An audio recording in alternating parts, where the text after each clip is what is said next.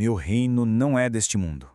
Uma frase, nossa, uma frase tão simples, dita por Jesus há mais de 2000 anos, mas que carrega um significado, sabe? Um significado capaz de virar de cabeça para baixo a nossa visão sobre a vida, sobre o poder, até sobre a morte. Hoje, a gente vai mergulhar fundo nessa ideia, usando como guia o capítulo 2 de O Evangelho segundo o Espiritismo. E só para a gente se situar, essa obra foi organizada por Allan Kardec, o codificador da doutrina espírita. O que ele fez foi pegar os ensinamentos morais de Cristo e analisá-los sobre a ótica dos espíritos, buscando um sentido mais prático, mais profundo para a nossa vida. E aqui está, a declaração que muda todo o jogo. Tenta imaginar a cena. Jesus, ali, prisioneiro, bem na frente de Pôncio e Pilatos, que era nada menos que o representante do maior império da época. Pilatos está preocupado com o poder terreno, quer saber se ele é o rei dos judeus, e a resposta de Jesus, ela simplesmente desloca o eixo da conversa toda. Sai do poder político temporal e vai direto para o espiritual. Pois é, essa é a grande questão que o capítulo se propõe a desvendar. Será que era uma negação do mundo? Tipo, uma renúncia a tudo? Ou será que tem algo muito mais profundo sobre a natureza da nossa própria existência? Então, vamos analisar o primeiro ponto, essa tal confrontação com Pilatos.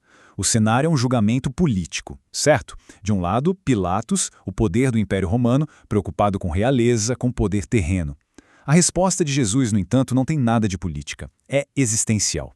Veja bem, ele não nega ser rei, ele redefine o que significa reinar. Mas como é que a gente entende essa redefinição?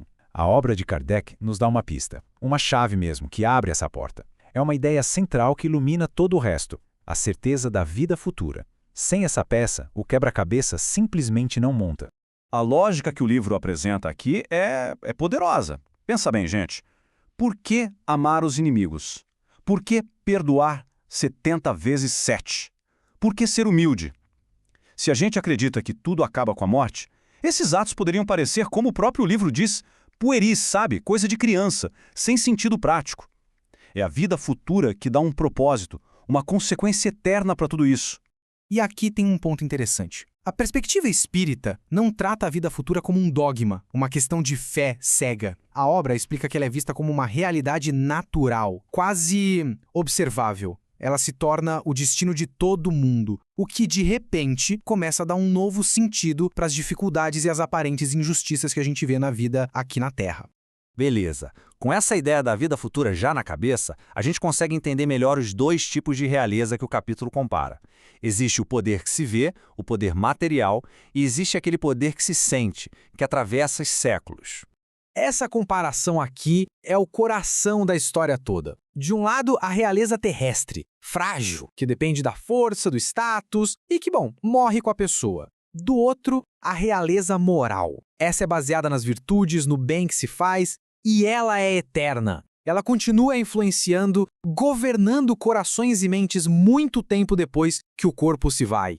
Então, o ponto crucial é este. Jesus se afirma como rei, sim, mas um rei moral. O trono dele não é um assento de ouro, mas o impacto transformador que seus ensinamentos têm na história da humanidade. É um poder muito mais duradouro que o de qualquer império que já existiu. Ok, tudo isso é muito bonito, mas e na prática? Qual o efeito disso tudo no nosso dia a dia? O livro argumenta que adotar essa perspectiva da vida futura muda completamente a maneira como a gente encara a vida. É como mudar o ponto de vista, sabe? Ver as coisas de cima. E essa mudança de perspectiva redefine tudo. Primeiro, a vida no corpo deixa de ser o evento principal e se torna só uma passagem, uma etapa.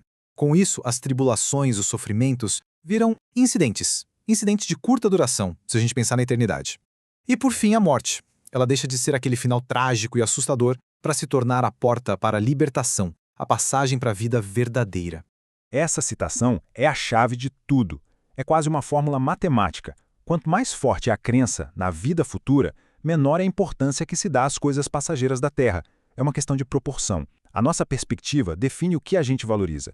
Se o nosso destino é eterno, o apego ao que é temporário, ele diminui naturalmente. E para fechar, o capítulo traz um exemplo prático, quase um estudo de caso. É uma comunicação de um espírito que vivenciou a realeza terrena na pele. É como se fosse um testemunho direto, vindo lá do mundo espiritual para ilustrar tudo isso. Essa comunicação, que foi recebida lá em 1863, vem de um espírito que se identifica como uma ex-rainha da França. É uma lição contada a partir da experiência de alguém que teve literalmente tudo que o mundo material podia oferecer. A mensagem é de uma desilusão. Nossa, uma desilusão imensa. A rainha conta que, ao chegar no mundo espiritual, ela percebeu que seu status, seu poder, sua nobreza não valiam absolutamente nada. E a grande lição, a mais dura para ela, foi ver pessoas que ela desprezou em vida numa posição espiritual muito, muito superior à dela. E a conclusão dela é cristalina. No lado de lá, a régua é outra. O que conta não é o título que se teve, o cargo que se ocupou. O que vale são as qualidades morais que a gente desenvolveu e principalmente o bem que foi feito. A verdadeira moeda no reino dos céus, segundo ela, é a virtude.